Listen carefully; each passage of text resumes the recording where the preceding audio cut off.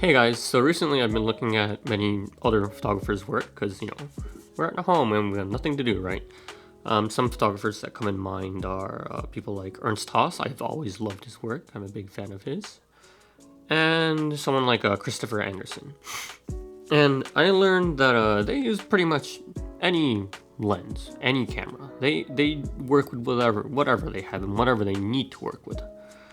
So, and I was looking at one project Christopher Anderson was doing, and I have one book of Ernst Haas too called Do Creation, and then they use like ultra telephoto lenses too. And now that we're at home and we have some time on our hands to kind of test things out, I guess, I decided to purchase my first telephoto lens ever. Interestingly, yeah, I've been taking photos for years, but I've never used anything more than or longer than an 85mm. It sounds crazy, but it's true.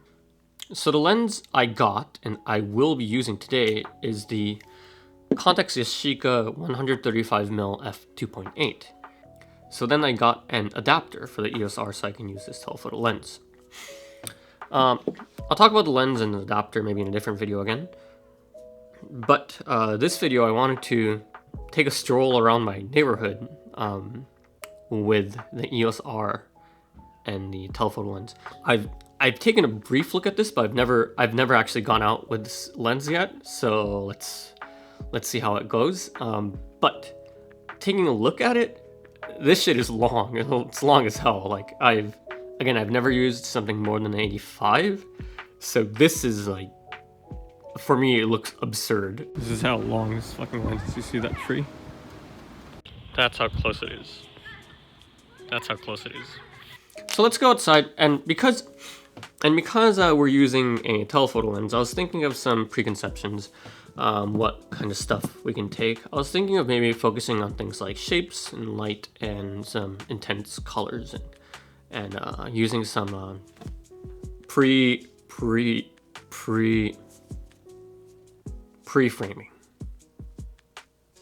No. What is it? Wait, you know what I mean, man.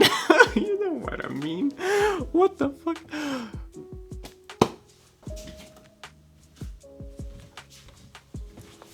It's the soul lighter thing.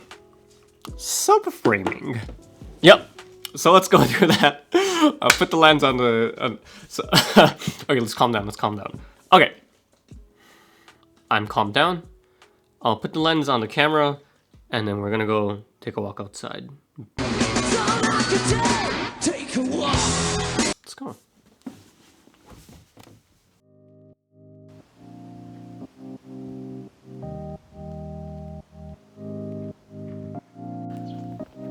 One thing is that this is a manual only lens, so getting something in action is pretty much impossible because 135mm f2.8 plus something moving with manual focuses. I mean, I'm pretty good at manual focus, but that's insane. So yeah, we'll be taking stuff a little bit more on the quad side, probably.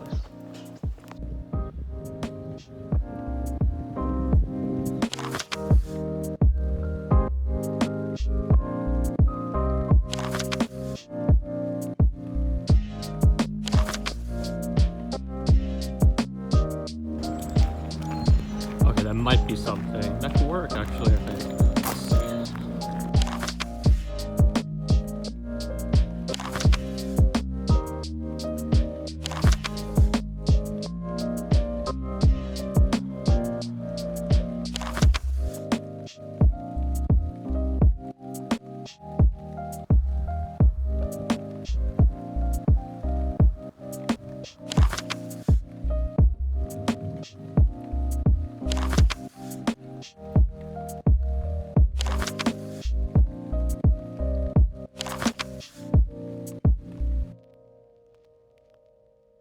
This is a day 2 actually. I'm giving it another shot because I'm not really too happy with the stuff I got last time. So yeah, let's see what we get this time.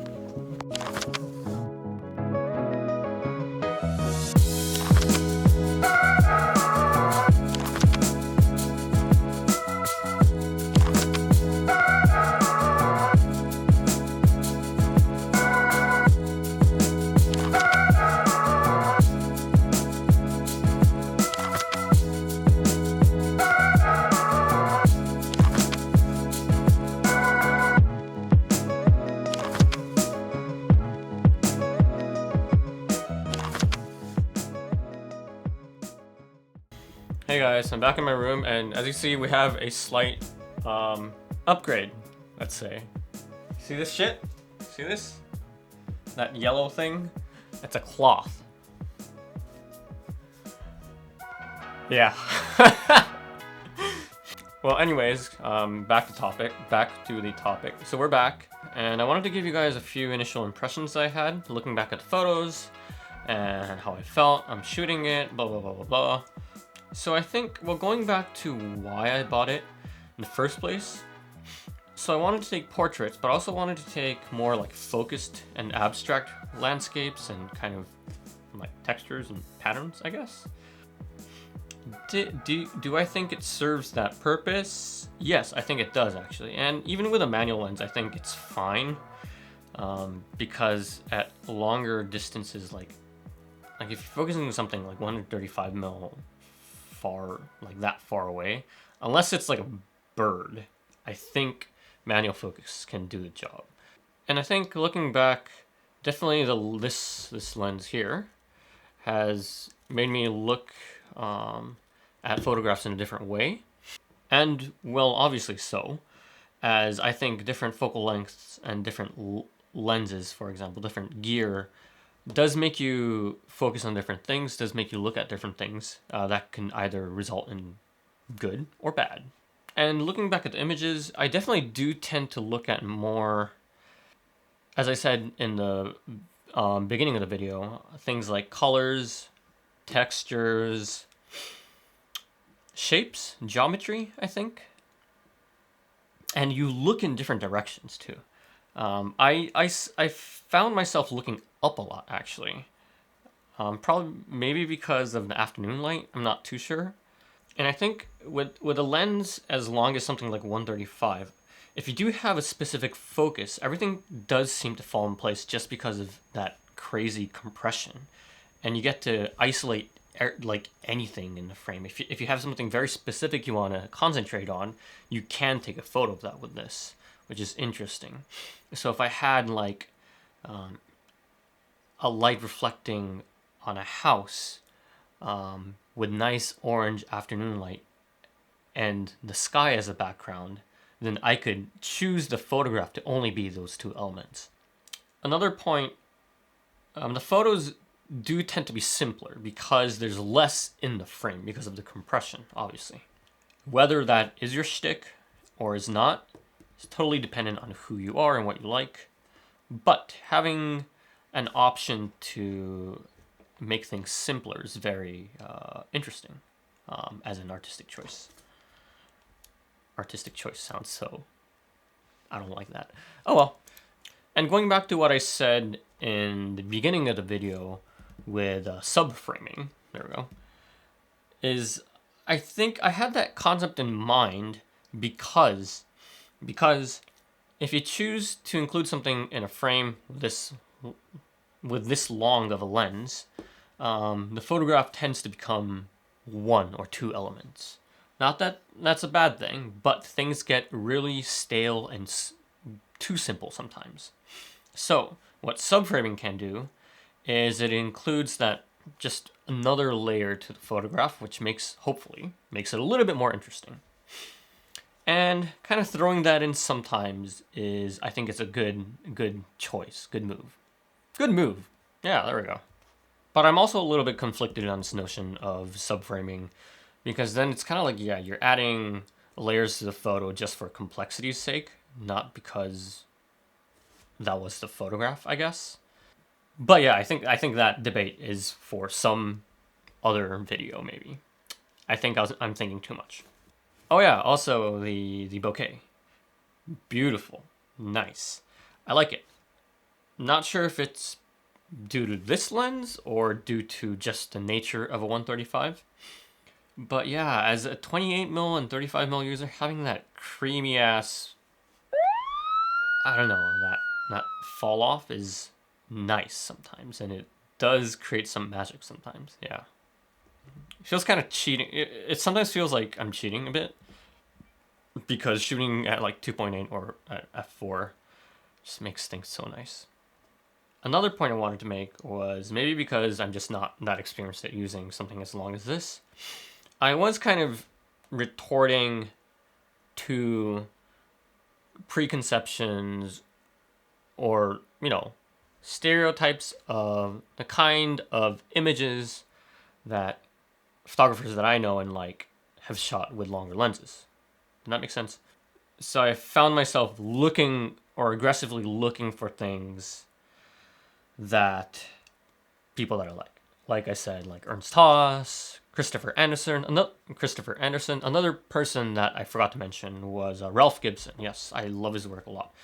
He shot mainly 50 mil, I think, but he also had this. I think he had like a series shooting with a longer lens on digital, and he shot in color, which is very rare for him.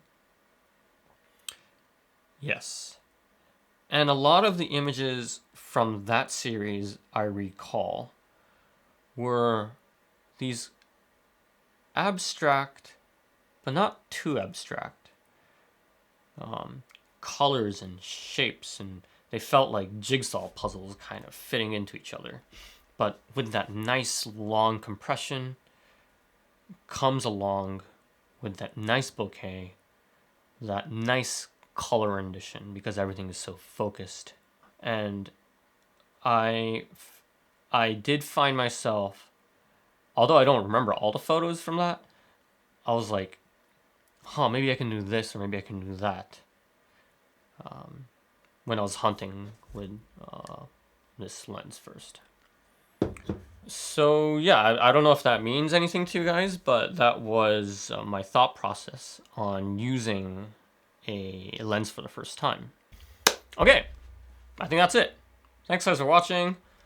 What do you think of the background? I think it looks pretty nice because I'm white and yellow. No, because I'm American and I'm Asian. So I have a very weird skin tone. It's white and yellow, which for some reason creates a shade of pink. So I thought maybe like an orangish background might work. And I kind of like that color, and I love fabrics, so that's why I bought this. Because fabric. Feels nice, looks nice.